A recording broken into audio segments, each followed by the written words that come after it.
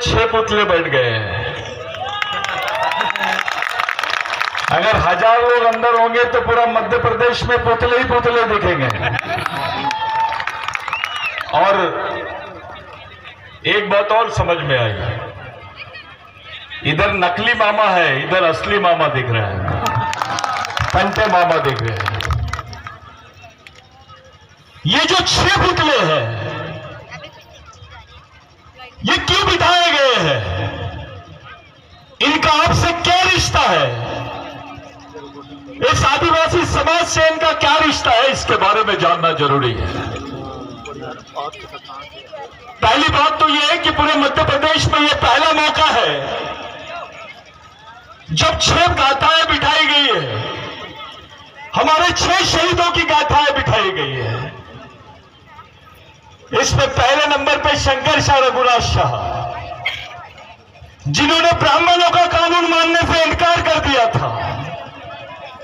पहले ऐसा था कि राजा आदिवासी और कानून ब्राह्मणों का, मनुवादी। रघुनाथ शाह, शंकर शाह ने बोला कि राज हमारा है तो विचार भी हमारे होना चाहिए, कानून भी हमारा होना चाहिए। इसका रास्ता यह निकाला गया कि यहां के ब्राह्मणवादियों ने अंग्रेजों के साथ मिलकर शंकर शाह, रघुनाथ शाह के हुकूमत को खत्म करने का षड्यंत्र रचा और उनको फांसी की सजा दी गई। लेकिन साथियों, फांसी में नहीं, इनको फांसी की सजा दी गई, लेकिन फांसी से नहीं लटकाया गया, ताकि यहां का आदिवासी डर जाए। यहां की आदिवासी जनता में एक डर निर्माण करने के लिए इन्होंने इनको तोप से उड़ाया है। इस देश आदिवासियों की फांसी की सजा होती है और तोप से उड़ाया जाता है। मेरे को एक ब्राह्मण शहीद बताइए भाई, एक उच्चवर्णीय शहीद बताइए, एक ओबीसी शहीद बताइए जिनके साथ ऐसा नहीं हुआ होगा इस देश में। लेकिन आदिवासियों के साथ में जो हुआ है उससे हमको सबक लेने की जरूरत है। हमको सजा फांसी की होती है और ये लोग तोप से उड़ाते हैं। आपने फांसी की सजा दी और तोप से उड़ा दिए, उनके छितड़े छितड़े हो गए थे, उनकी कब्र भी नहीं बनाई गई। आखिर में उनके छितड़े को एक जगह जमा करके मिट्टी में डाल दिया गया। ये शंकर शाह रघुनाथ शाह है जिसने पहली बार बोला था कि अगर प्रदेश आदिवासियों का है तो विचारधारा भी यहां पर आदिवासियों की होनी चाहिए।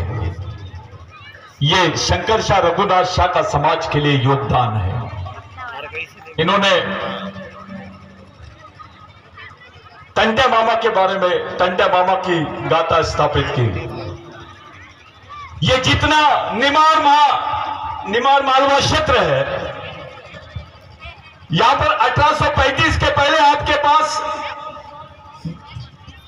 जितनी जमीन थी वो जमीन लीज की जमीन थी। या पेशवाइयों का राज था, राजाओं का राज था,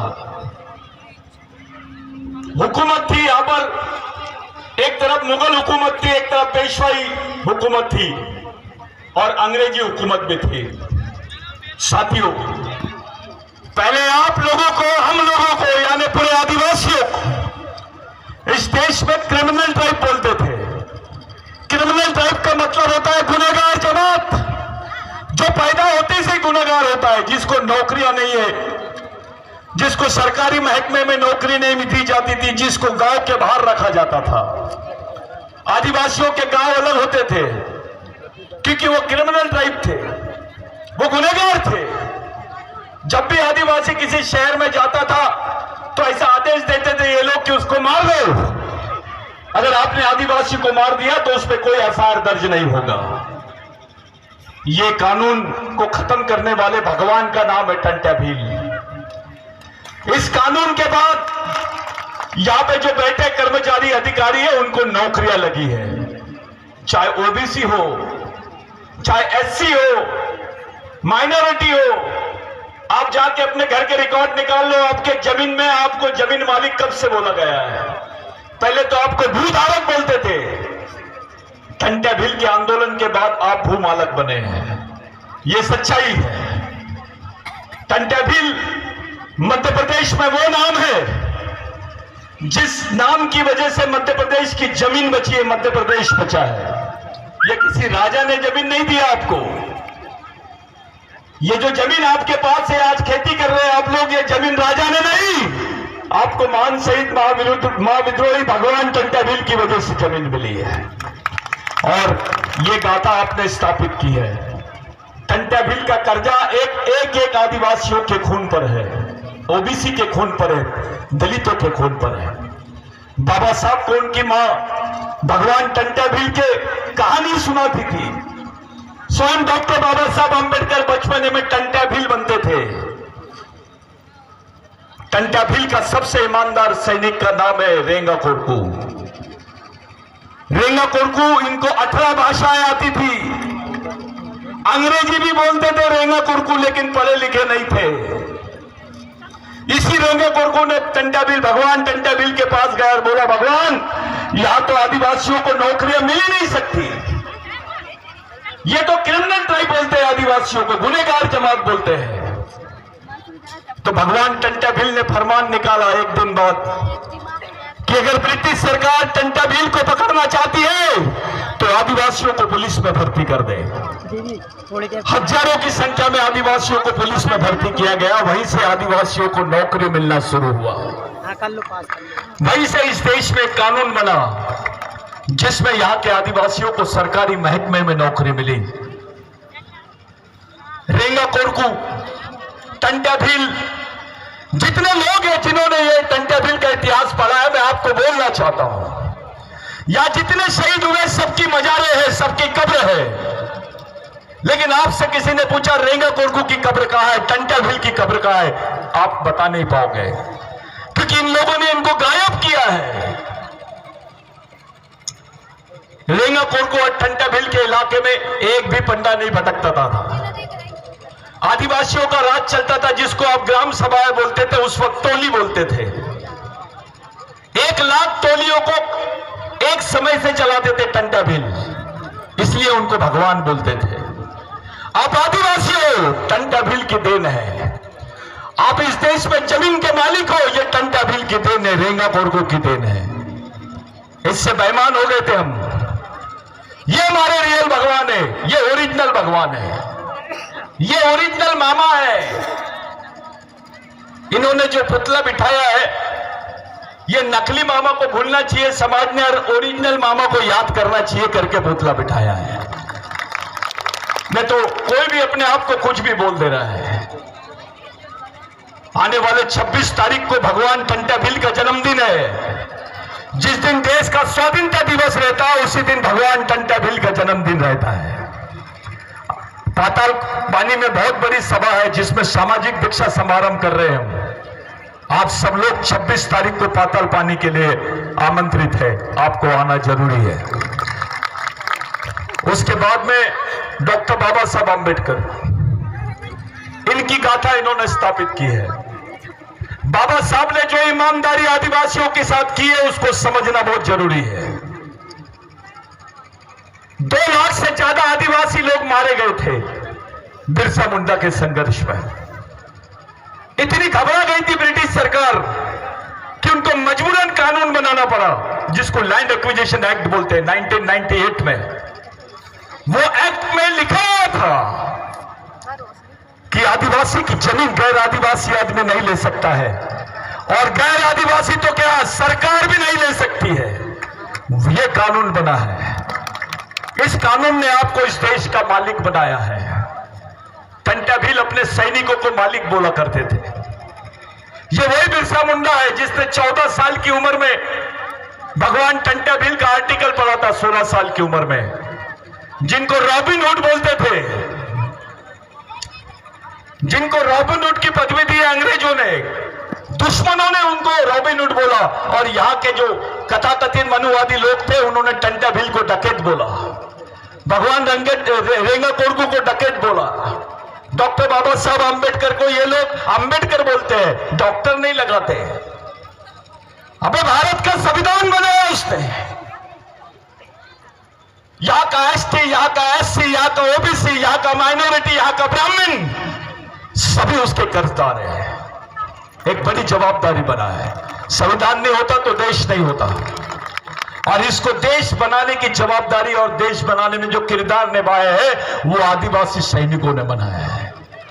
70% लड़ाई आदिवासियों ने लड़ी, 30% गैर आदिवासियों ने लड़ी है।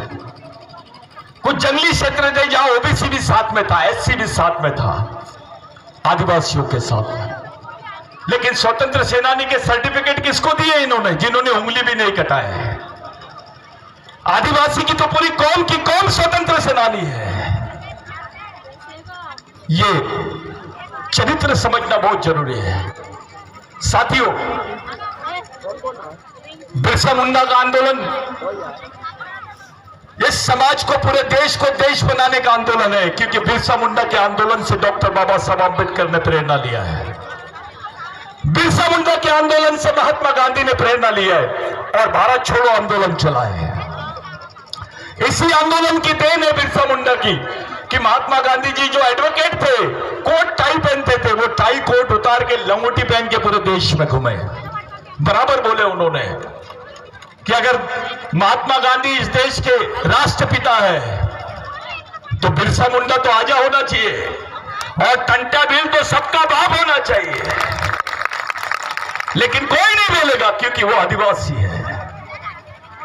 जिन्होंने जेल से भागे, बार बार माफीनामा लिख के दिए, उन लोगों को ये लोगों ने वीर, क्या वीर, ये वीर, वो वीर, सब वीर बना दिए उनको। और हमको किसी की जरूरत भी नहीं है। ये तो बाबा साहब को गलती की है भारत रत्न देकर, क्योंकि डॉक्टर अंबेडकर को भारत रत्न दिए, उसके बाद तेंदुलकर को दे दिए। क्या मतलब हुआ? और अब तो भारत रत्न बांट रहे हैं गोली बिस्किट जैसे। तो भैया हमारे जो बाकी महापुरुष है उनको कुछ रत्न फतने की जरूरत नहीं है, क्योंकि मालिक है वो। उनको अपनी जमीन पे कौन पुरस्कृत कर सकता है?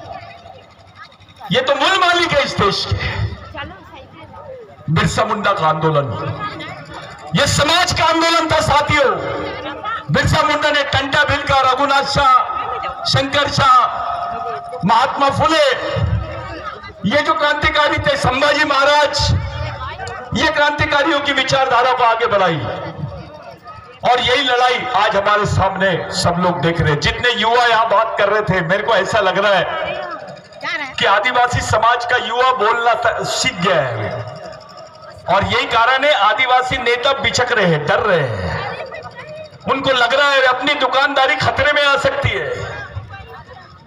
ये वही आंदोलन है जिसमें बोला गया राजा का बेटा राजा नहीं और नेता का बेटा नेता नहीं। समाज के गरीब आदमी का भी बच्चा समाज का नेतृत्व करना चाहिए।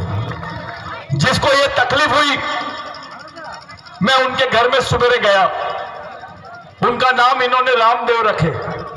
एक रामदेव और एक दवाई का धंधा करता है। वो रामदेव और ये रामदेव में जमीन आसमान का फर्क है।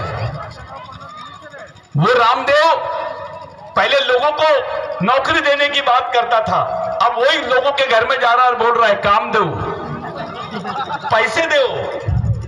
वो रामदेव में और ये रामदेव में फर्क है। ऐसे जितने कार्यकर्ताओं को प्रताड़ित करने का काम ये लोग कर रहे हैं, ये हमको याद रखना पड़ेगा। अगर ये लोग तुमको जिला बदर कर सकते हैं, ये लोग तुमको जिले से बाहर करने की रणनीति बनाते हैं, तो तुम इनको सत्ता से बाहर करने की रणनीति बनाओ तो बात है। ये ऐसा लग रहा होगा कि आदिवासी सोया है, ये भोला है। इनको लग रहा होगा अभी इनको अंबेडकर नहीं समझ रहा है, इनको महात्मा फुले नहीं समझा है, ओबीसी आदिवासी को नहीं समझ पा रहा है। ओबीसी को लग रहा है आदिवासी लड़ रहे, लड़ने दो। दलितों को लग रहा है आदिवासी लड़ रहे, लड़ने दो। मुसलमान क्रिश्चियन को लग रहा है आदिवासी लड़ रहे, लड़ने दो। अरे भाई तुम भी वेटिंग लिस्ट में है, तुम प्रतीक्षा सूची में है। पहले आदिवासी मरेगा, फिर एससी मरेगा, फिर ओबीसी मरेगा, फिर मुस्लिम मरेगा, क्रिश्चियन मरेगा। ये तैयारी है। ये लोगों ने तो पूंजीपतियों को बेच दिया है। गरीब ब्राह्मण भी अभी बार के सामने, बियर बार के सामने चौकीदारी कर रहा है। सच्चाई है कि नहीं? मैं दो बातें बताना चाहता हूं आपको। एक षड्यंत्र किया इन लोगों ने हमारे साथ, 1993 में इन्होंने बाबरी मस्जिद गिराए, 1993 में इन्होंने यहां पे दंगा हुआ, और 1993 में भारत सरकार ने एक हलफनामा संयुक्त राष्ट्र संघ में भेजी कि भारत में आदिवासी नहीं रहते हैं। भारत में आदिवासी नहीं रहते, इसका मतलब यह है कि आदिवासी भारत का नागरिक नहीं है। यह स्टेटमेंट दे दिया इन्होंने। एक बात ध्यान में रखना, भारत हिंदू राष्ट्र तब नहीं बन सकता है जब तक आदिवासी जिंदा है, क्योंकि वो इस देश का मूल मालिक है। आदिवासी इस देश का मूल मालिक है। एससी, ओबीसी, माइनॉरिटी ये उसके वंशज है। ये समझाने की जरूरत है। जिस दिन आदिवासी वनवासी हो जाएगा, ओबीसी, एससी, माइनॉरिटी स्वर्गवासी हो जाएगा। ये चाल चल रहे हैं आपके साथ। भारत में आदिवासी नहीं है। एक आदिवासियों की बहुत बड़ी संख्या है जिसको भील वंश के लोग बोलते हैं। वो लोग भी आदिवासी नहीं है क्योंकि उनकी भाषा संस्कृत से जुड़ी हुई है। ऐसा हलफनामा भेजे हैं और अपने गांडू नेता चुपचाप है, बात नहीं करते हैं कुछ। अबे तेरी कौम को खत्म करने का षड्यंत्र चल रहा है, तेरी आने वाली पीढ़ी को खत्म करने का षड्यंत्र चल रहा है, और तू हिजड़े जैसा चुपचाप है। इस बात का सबसे बड़ा, इसका मतलब तेरे में बिरसा मुंडा का खून नहीं है, टंटा भील का खून नहीं है, तेरे में शंकर शाह, रघुनाथ शाह का खून नहीं है। गोंड अलग भग रहा है, भील अलग भग रहा है, कोरकू अलग भग रहा है, ओबीसी अलग भग रहा है, एससी अलग भग रहा है। अबे जो अपने भाई को नहीं पहचानता वो दुश्मन को कैसे पहचानेगा? और जो अपने भाई को नहीं पहचानता वो दुश्मन को पहचान नहीं सकता। ऐसे लोगों को भगवान टंटा भील ने गांडू बोला है। ये जातिवाद, ये व्यक्तिवाद, ये पार्टीवाद छोड़, समाज को एक जगह कैसे लाएंगे इस बारे में सोचो। ये समाज देश का एक जगह कैसे आएगा? ओबीसी कैसे आएगा एक जगह? एससी कैसे आएगा? ये गरीब ब्राह्मण भग रहा है आज, वो भी तुम्हारी लड़ाई का हिस्सा बन सकता है अगर उसको समझ में आ गया तो। मेरे भाइयों, ये है अपना गुरु असली, तो ये हमारे साथ ही हो रहा है। आपने अभी बोले कि भैया वहां पर जो कांड हुआ था, महिलाओं के साथ बलात्कार हुआ, उसकी लाशें गड़ा दी। 13-13 साल की बच्चियों को नक्सलवादी घोषित कर रहे हैं। जिस लड़की का पीरियड नहीं आता है, उसको मासिक उसकी प्रक्रिया नहीं होती, ऐसे बच्चियों को ये लोग नक्सलवादी बोल के मार रहे हैं। जो आंदोलन थोड़ा ज्यादा बढ़ जाता है उसको नक्सलवादी घोषित कर देते हैं। आदिवासी ने कुछ किया तो नक्सलवादी, मुसलमान ने कुछ किया तो आतंकवादी। ये सोच खड़ी कर रहे हैं ये लोग। ये खिलाफ में, आदिवासियों के खिलाफ में बहुत बड़ा षड्यंत्र है। पूरे भारत में सबसे ज्यादा जनसंख्या मध्य प्रदेश में आदिवासियों की है। जो मध्य प्रदेश का आदिवासी संदेश देगा वही संदेश पूरे देश में जाएगा। और मध्य प्रदेश के ही आदिवासियों को बोल रहे हैं कि आदिवासी भारत का मालिक नहीं है और भील आदिवासी नहीं है। भील यानी बारेला, बिल, बारेला, बिलाला, ये जितनी अपनी वंशज है, ये पूरे लोग, कोरकू, ये इतनी हिम्मत कैसे करते हैं? इसलिए करते हैं क्योंकि हमारे लोग, हमारा पढ़ा लिखा आदमी बोलना नहीं चाह रहा है, डर गया है। अपना अधिकारी डरता है कि मेरी ट्रांसफर हो जाएगी, मेरा सीआर खराब कर देंगे। अपना मंत्री डरता है कि दूसरी बार टिकट नहीं देंगे। अबे पार्टी बनेगी समाज, तू समाज के भरोसे चुन के आ रहा है या पार्टी के भरोसे? समाज के। अगर आदिवासी नहीं होता तो अधिकारी नहीं होता, कर्मचारी नहीं होता, विधायक नहीं होता, मंत्री नहीं होता। ये जो वास्तविकता है इसको खड़ी करने के लिए काम करो। इनका पुतला लगाना बड़ी बात नहीं है, इनके विचारों को लेकर एक मिशन चलाना बड़ी बात है। वो मिशन चलाने की बात करो। अरे तुम एक जगह नहीं आओगे तो लड़ोगे कैसे आप? थोड़ा चींटियों से सीखो, थोड़ा जानवरों से भी सीखो, वो एक जगह आते हैं। मुख्यमंत्री जी को लगता है आदिवासी तो एक जगह आ गए, इनको थोड़ा बोल दो, बांट दो, दारू दे दो, इनके नेताओं को खरीद फरोख्त कर लो, काम बन जाएगा। ये जो लाइन है इसको चुपचाप कर दो, ये खामोश रखो, इस बात को समाज में खत्म कर दो। इनको बता दो कि जो आदिवासियों का निर्णय होगा वो सामाजिक निर्णय होगा, कोई राजनीतिक निर्णय नहीं होगा। आदिवासी समाज तय करेगा मध्य प्रदेश में किसकी सरकार चलेगी। ये समझाने का समय आ गया है और ये एक संदेश मैं देके जा रहा हूं आपको कि ये जो समाज है नेताओं के विचारों पे नहीं चलेगा, ये नेताओं के विचारों से भी नहीं बचेगा। अगर इसको बचाना है तो ये शहीदों के विचारों को ही लेके चलना पड़ेगा आपको, दूसरा रास्ता नहीं है आपके पास में, कोई रास्ता नहीं है। अगर आप अपनी आने वाली पीढ़ी को बचाना चाहते हो तो ये जो रामदेव बाबा है, हमारा रामदेव है, उसकी टीम है, ऐसे सभी लड़के जो अंदर है जेल में, 5 लोग गए तो 6 पुतले बिठे, 5 लोग गए तो 5,50,000 आदिवासी सरकार के खिलाफ में हो गए, 25 जाएंगे तो 25,000 यानी 2.5 लाख आदिवासी सरकार के खिलाफ में हो जाए। ये माहौल बनना चाहिए। जेल से क्या करना, जेल में तो रेस्ट लेने दो उनको, प्लानिंग करो। जेल तो बहुत अच्छी चीज है, जो जेल नहीं गया उसको आंदोलन कैसे समझेगा, यही तो ट्रेनिंग है।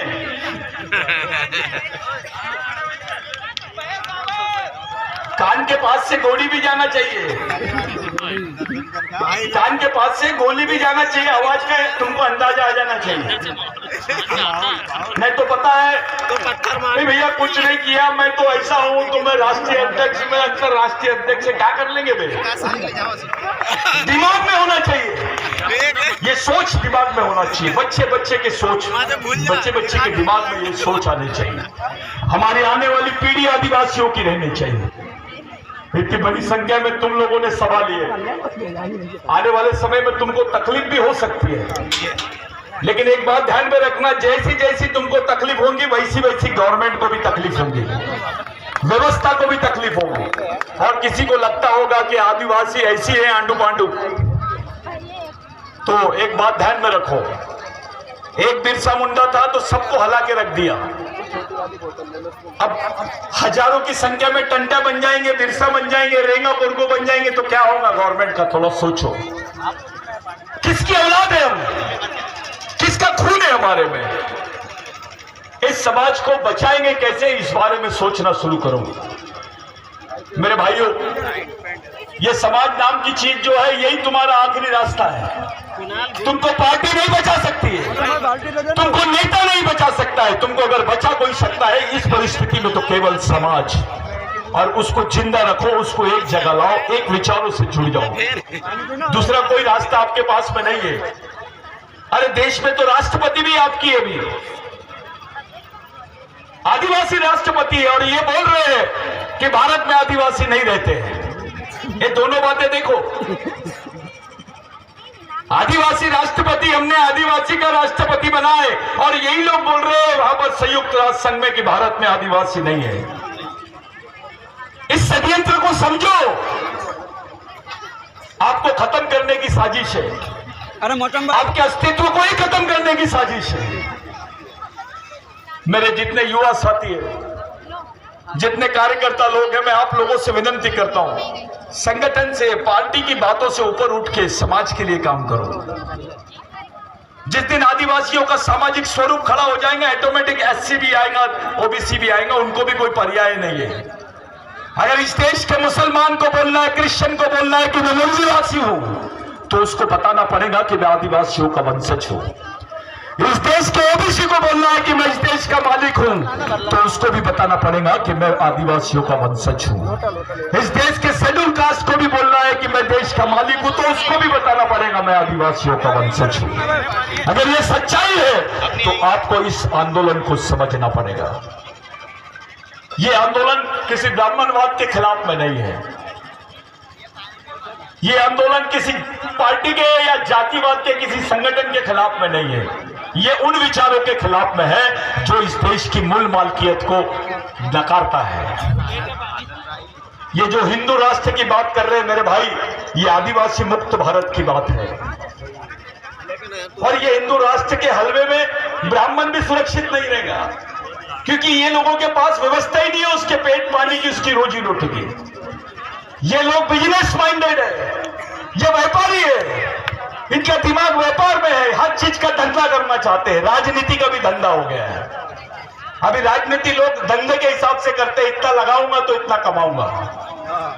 उसमें कुछ अपने भी नेता शामिल हो रहे हैं। इनसे थोड़ा सतर्क रहो, मिशन चलाओ, ईमानदारी से काम करो, समझदारी और ईमानदारी को साथ में रखो। जो रेंगा कोरकू ने किया, जो भगवान टंटा भील ने किया, ये लोगों ने जात के लिए अपनी जान नहीं दी, समाज के लिए दी। तुम्हारा सक्का बच्चा भी फांसी में तख्ते पे नहीं चढ़ता है तुम्हारे लिए।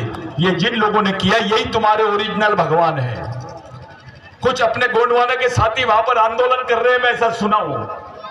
मैं उनसे मिलना चाहता हूं, पूछना चाहता हूं, बे आदिवासियों में भगवान किसको बोलते हैं? हम उन्हीं लोगों को भगवान